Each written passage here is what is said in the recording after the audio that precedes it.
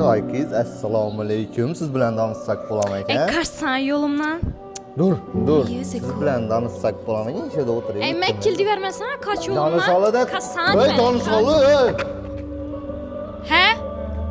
Yürü sevişemiz. Şimdi bakayım. Yürü ikimiz sevişemiz. Ne de veresen? Yürü ikimiz sevişemiz. Uyingga aytaver boradi sovchi, sen bir kiyik bo'lsang mening zo'rovchi. Bilaman xushroysan o'zing ham balandda, yerga tushasan hali qarab tur bir satlar. Amidi gapda aytilgan va'dalar, nachun desa yarashmaydi yo'lbarsning gavdama. Yetmayman niyatima yetaman, maftun yozadi deb telegramda yana setaman. Yaxshi ko'raman dema, sevini bilmay yana indama. Turtilib ketmasin lab-laba, aytmayapting dema.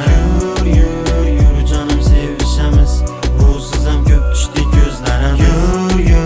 Yur canım sevişemiz, tayyormiz sar yaproqli kuzamiz.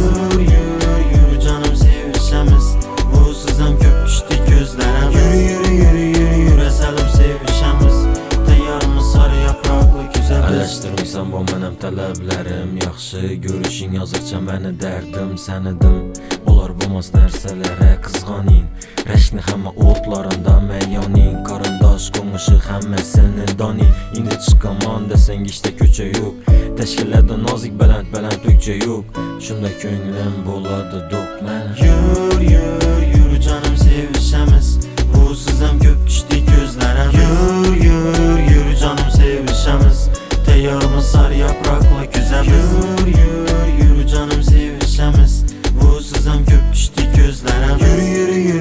Yur asalim sevişemiz, tayyormiz sar yaproqli kuzamiz.